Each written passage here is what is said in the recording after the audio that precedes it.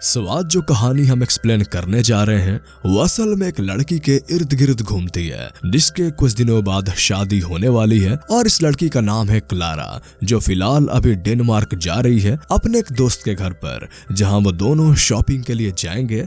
पर यहाँ क्लारा के चेहरे पर कुछ कंफ्यूजन देखते हैं। शायद वो अभी भी इस सोच में है कि क्या उसे शादी करनी चाहिए या नहीं, पर उसे एक सही जवाब नहीं मिल पा रहा है। इसीलिए अब वो लॉन्ग रूट को ले लेती है और अपना फेवरेट सॉन्ग्स को प्ले कर देती है ताकि वो इस बारे में कुछ ज्यादा ना सोचे।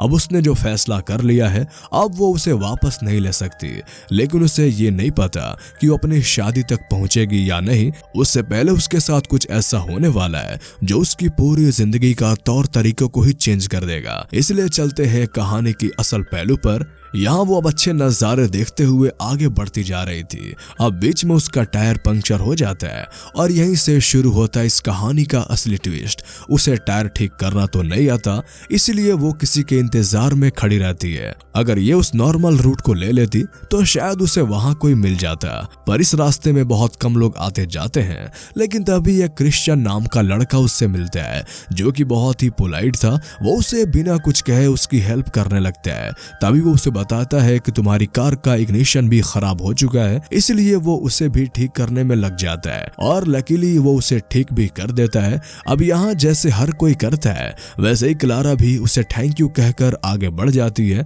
लेकिन यहाँ उसके दिमाग में न जाने क्या आता है। वो कार को यू टर्न लेती है और उसे लिफ्ट दे देती है और कहती है कि तुम्हें अगर कहीं जाना है तो मैं तुम्हें छोड़ सकती हूँ। अब यहाँ सोचने वाली बात तो यह है कि वो लड़का आया कहाँ से था। अगर उसके पास कार नहीं थी तो इतने लंबे रूट पर चलकर घर कैसे जा रहा था। ये सब सवालों का जवाब आपको कहानी के आखिर में मिलेंगे। अब इसके बाद क्रिश्चियन उसे अपने बारे में बताने लगता है, जैसे कि उसके अभी कुछ दिन पहले ही शादी हुई है और वो डेनमार्क शिफ्ट हो रहा है, इसलिए वो उसी तरफ जा रहा था।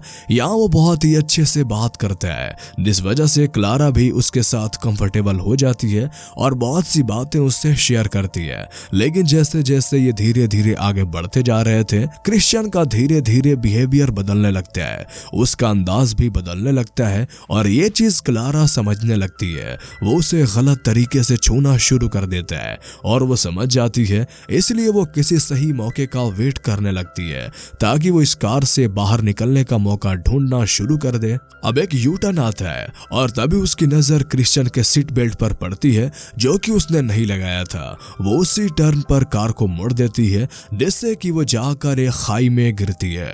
अब यहाँ दोनों बहुत ही बुरी तरह से चोटिल हो जाते हैं। लेकिन यहाँ हम देखते हैं कि क्रिश्चियन कार के बाहर गिरा हुआ मिलता है, लेकिन उसकी हालत ठीक थी। पर क्लारा जो कि कार के अंदर ही थी, उसका एक पैर जो कि सीट के नीचे अटक चुका था, उसे बाहर निकाल पाना बहुत ही मुश्किल हो चुका था। इसलिए वो मदद के लिए चिल्लाना शुरू कर देती है। लेकिन तभी क्रिश्चियन उसके पास आता है। अब आपको लग रहा होगा कि वो आएगा, क्लारा को बाहर निकालेगा और उसके साथ कुछ गलत काम करेगा, लेकिन असल में ऐसा कुछ नहीं होता। उसके इरादे कुछ और ही थे।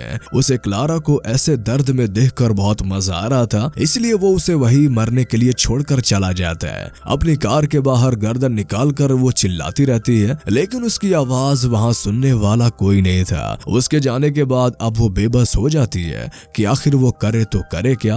अब वहीं पे साइड में एक नदी को बहते हुए देखती है, जिसका मतलब ये है कि वहां से जरूर कोई गुजरेगा, लेकिन वो कब गुजरेगा ये तो हमें पता ही नहीं है। कुछ ही समय के बाद रात हो जाती है और रात ऐसे जगह पे गुजारना इतना आसान नहीं है जितना दिखाया जाता है। सबसे पहले प्रॉब्लम थी ठंड, जो कि अब बढ़ चुकी थी और यहाँ पर लकीली क्लारा की कार में हीटर होता है, तो वो उसे ऑन कर देती है जिससे ठंड से थोड़ी राहत तो मिल जाती है। और उसके बाद वो अपने बैग को खोलती है जिसमें उसे एक हुड्डी भी मिल जाती है जिसे वो पहन लेती है। लेकिन इतना में काम नहीं चलने वाला था, क्योंकि ये अभी जिस जगह पे फंसे हैं वो एक जंगल है और यहाँ पे रहते हैं खूंखार जानवर जिन्होंने क्लारा की स्मेल को सूंघ लिया होगा और वो उसे किसी भी समय इनके पास आते ही होंगे।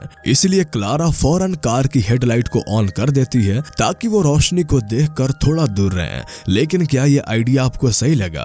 क्योंकि रोशनी को देखकर उसकी तरफ और ज्यादा अट्रैक्ट होंगे। अब इसी तरह से डर में वो पूरी रात गुजार देती है और सुबह हो जाती जाती है। यहाँ सबसे पहले उसका सामना होता है कुछ चींटियों से जो कि उसको ऊपर ही चल रही थी, इसलिए वो सबसे पहले उन चींटियों को अपने ऊपर से हटाती है। इसके बाद वो अपने साथ लाए पानी को पीती है, लेकिन उसकी बदनसीबी है कि आखिरी पानी की बोतल उसके पास ही बची हुई है और खाना तो वो कब का खा चुकी है, इसलिए अब उसे क्या करना है उसे खुद नहीं पता। अब ऐसे ही समय बीतना शुरू हो जाता है और रात से सुबह हो जाती है और सुबह से शाम, लेकिन उसे कोई हेल्प नहीं दिख रही थी। उसने गेट खोलने की बहुत कोशिश करी पर आगे का गेट खुल भी गया तो कुछ नहीं हो सकता क्योंकि उसका पैर तो सीट के नीचे ही फंसा हुआ था। अब या तो कोई आकर उसके सीट को हटाए या फिर उसके पैर को काट कर अलग करे या उसे खुद ये काम करना होगा जिससे वो फ्री हो सके, लेकिन उसके पास इतनी हिम्मत नहीं है कि वो ये कर सके। तभी वहां क्रिश्चियन वापस आता है और अब उसकी हालत और भी बेहतर हो गई थी। ऐसा लग रहा था कि किसी ने उसका इलाज कर दिया। वो आकर स्माइल करते हुए उसे गुड मॉर्निंग कहता है, पर यहाँ क्लारा तो अलग ही गुस्से में थी। वो उसे खरी खोटी सुनाने लगती है और वो उसे बताता है कि उसे पास में एक कॉटेज मिल गया, शायद उसमें रहने वाले लोग कहीं बाहर गए हैं इसलिए वो खाली है और मैंने वही अपना स्टे कर लिया। अब वो अपने साथ कुछ खाना भी लेकर आता है, क्लारा को देने के लिए नहीं बल्कि खुद उसके सामने बैठकर खाने के लिए, ताकि वो और उसे तड़पा सके।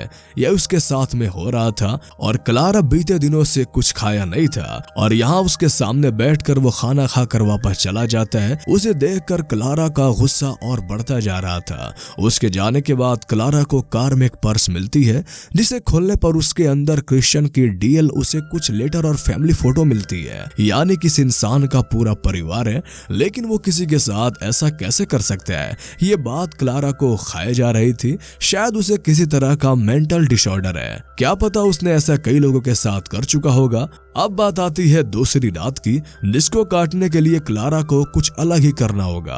वह आसपास कुछ हिरन घूम रहे हैं जिन्हें ढूंढते ढूंढते यहाँ पर वो आ सकते हैं। तभी उसे डैशबोर्ड पे एक लाइटर मिलता है जिससे वो पास में ही पड़ी हुई कुछ लकड़ियां को आग लगा देती है, जिससे कि उसे थोड़ी गर्मी मिल सके, क्योंकि अगर वो ज्यादा देर तक हीटर जलाए तो बैटरी खत्म हो सकती है। लेकिन यहाँ आग की वजह से उसके ऊपर कुछ चूहे दौड़ने लगते हैं और वो उसे बहुत ही ज्यादा परेशान हो जाती है। उसके गुस्से का पारा इतना ज्यादा बढ़ जाता है कि वो एक चूहे को हाथों में पकड़ लेती है और उसे अपने हाथ में ही कुचल देती है। अब इसके बाद वो करे तो करे क्या। अब आपको तो पता चल गया होगा कि उसने पिछले 4 दिनों से कुछ नहीं खाया और ऐसे में उसके पास चूहे को खाने के अलावा कोई और चारा नहीं है, इसलिए वो उसे ही खा जाती है। जी हाँ, आपने सही सुना, जब इंसान को भूख लगती है तो वो किसी चीज को भी नहीं छोड़ता, अब चाहे वो भूख पैसों की हो या फिर खाने की। एक और सुबह आती है। अब यहाँ पर इतने दिनों के बाद क्लारा को एक फोन दिखाई देती है, यानी कि उसे कुछ दूरी पर अपना फोन दिख जाता है। वो एक लकड़ी की मदद से उसे अपनी तरफ करती है, लेकिन अगर इतनी जल्दी सब कुछ ठीक हो जाएगा तो कहानी में मजा नहीं आएगा, इसलिए अभी वहां एंट्री हो जाती है दोबारा से क्रिश्चियन की, जो उसे बताता है कि जिस फैमिली का वो कॉटेज था कल रात वो लौट आए हैं, लेकिन उसने उन्हें बंदी बना लिया और उसे एक रूम में बंद कर दिया। अब उस घर में उसका पूरा राज चलता है। ये सब सुन के क्लारा हैरान थी और इसीलिए वो अपना फोन को छुपा रखी थी, लेकिन न जाने कैसे क्रिश्चियन को इस बारे में पता चल जाता है और वो उस फोन को छीनना शुरू कर देता है, लेकिन क्लारा उसे नहीं देने वाली थी। वो उसे लकड़ियों से वार करती है, लेकिन क्रिश्चियन के पास एक स्क्रू ड्राइवर होता है जिसे वो क्लारा के मुंह पर हमला करता है और आखिरकार उस फोन को ले लेता है। उसके सामने उसकी आखिरी उम्मीद भी थी, वो भी वो तोड़ देता है, लेकिन यहाँ उसने उसे एक ऐसी उम्मीद दी थी, यानी कि वो अपने साथ एक बैग लेकर आया था जिसमें अलग अलग तरह के टूल थे और उसी में एक आरी था जिसे वो उसके पास रख कर जाने लगता है। तो क्लारा कहती है कि तुम्हें ये अच्छे से पता है ना कि आरी से डोर कट नहीं किया जा सकता। तो वो कहता है कि हाँ मुझे पता है, लेकिन मैंने इसे गेट को काटने के लिए नहीं बल्कि तुम्हारे पैर को काटने के लिए दिया है ताकि तुम उसके बाद फ्री हो जाओ। अब यहाँ क्लारा के पास कोई चारा नहीं था, इसलिए वो एक कदम उठाती है। अब किसी आम इंसान के लिए खुद के हाथों से ही खुद का पैर काटना इतना आसान नहीं है और इसी वजह से वो हार जाती है और इरिटेट होकर उस आरी को फेंक देती है। कुछ समय के बाद अंधेरा हो जाता है और यहाँ पर क्लारा के लिए आज 9वीं रात है। इससे पहले उसने कैसे दिन काटे होंगे उसे भी पता है, लेकिन अब उसके पास पानी खत्म हो चुका है और इसीलिए जैसे सभी लोग मुसीबत में करते हैं या फिर कई दिनों से प्यासे होते हैं तो वो भी यही करती है। क्लारा अपना यूरिन पी लेती है और इस तरह से वो अपनी प्यास बुझाती है। कुछ देर बाद तेज बारिश होना शुरू हो जाती है जो उसके लिए एक अच्छा संकेत थी। वो पानी के इकट्ठा कर सकती थी।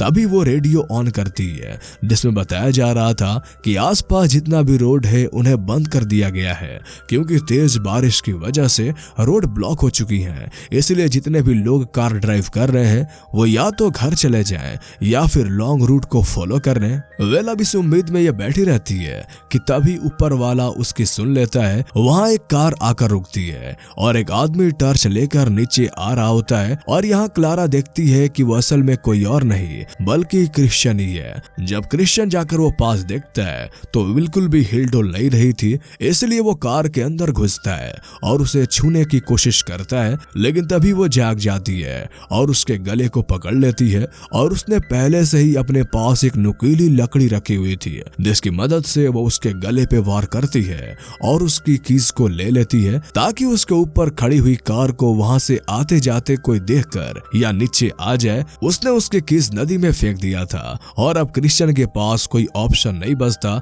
इसीलिए वो भागते हुए ऊपर आ जाता है। लेकिन तब तक वहां पर एक पुलिस की कार आ चुकी थी। वो आसपास देख ही रहा था कि तभी उसके पास क्रिश्चियन पहुंच जाता है। उसे वो झूठ कहता है कि उसकी कार खराब हो गई है, इसलिए अगर वो उसे लिफ्ट दे दे। हालांकि वो पुलिस वाला अगर थोड़ी देर रुक जाता तो शायद क्लारा को ढूंढ लेता, लेकिन ऐसा हो नहीं पाता। वो नीचे ही चिल्लाते रह जाती है, लेकिन यहाँ ऊपर वाला उस पर मेहरबान हो जाता है कि यहाँ बारिश तेज होने लगती है जिस वजह से उस जगह पर उसकी कार फंसी हुई थी वहां पर पानी भर जाता है और कीचड़ की वजह से उसकी कार घसीटते हुए पास वाली नदी में गिरती है और वो बहना शुरू हो जाती है और ऐसे झटकों की वजह से क्लारा का पैर बाहर निकल आता है। अब वो दूसरी साइड वाले गेट को खोलकर बाहर निकलने की कोशिश करने लगती है। इसमें उसे कामयाबी मिलती है। वो पहले तो लकड़ी की मदद से ऊपर आ जाती है। यहाँ से वो चलकर एक घर के पास जाती है जहाँ पर अंदर किसी के चीखने चिल्लाने की आवाज आ रही थी। असल में ये वही घर है जिस घर के लोगों को क्रिश्चियन ने बंदी बनाया था। वो इस समय अंदर ही है, इसलिए क्लारा धीरे धीरे करके ऊपर आती है और तभी वहां वो अंदर देखती है कि क्रिश्चियन ने उस पुलिस वाले को भी बंदी बना लिया है और उसकी आंखें निकाल रहा है। ये देखकर वो पूरी तरह से सहम जाती है और वहां से जाने लगती है, लेकिन तभी उसकी नजर उस घर के ऑनर की बेटी पर पड़ती है जिसको क्रिश्चियन ने बेड पर बांध कर रखा था। अब वो उसे बचाने के लिए चुपचाप अंदर जाती है और उसको खोलना शुरू कर देती है, लेकिन पीछे से क्रिश्चियन आ जाता है जिसने पुलिस यूनिफॉर्म पहन रखी थी। यहाँ दोनों में भयंकर लड़ाई हो जाती है और अंदर आते समय पुलिस वाले की बंदूक को वो उठा लिया था। अब वो उस पर तान देती है, लेकिन क्रिश्चियन हार मानने वालों में से नहीं था, इसलिए वो उसके ऊपर चढ़ जाता है। लेकिन इतने में क्लारा गोलियां चलाना शुरू कर देती है जिस वजह से वो रूम से बाहर चला जाता है और नीचे गिर जाता है और खुद के ही लगाए हुए ट्रैप में फंस जाता है। जिसके बाद यहाँ क्लारा फौरन जूली को छुड़ा देती है और बाहर आती है। यहाँ पे वो सेम वही करती है, यानी कि उसने उसको एक चाकू दिया था और कहा कि इससे अपने पैर को काट लो या फिर इस ट्रैप को तोड़ लो, मर्जी तुम्हारी है। ऐसे ही मरने के लिए वो उसे छोड़ देती है और दोनों उसे छोड़कर वहां से चले जाते हैं और इसी तरह से हमारी ये कहानी यहीं पे खत्म हो जाती है। तो कैसी लगी आपको ये मूवीज एक्सप्लेनेशन, हमें कमेंट करके जरूर बताएं और अगर आप इस तरह के और भी कहानियां सुनना चाहते हैं तो हमारे इस चैनल को सब्सक्राइब कर लें। तो फिर मिलते हैं आपसे अगले वीडियो में, तब तक के लिए गुड बाय।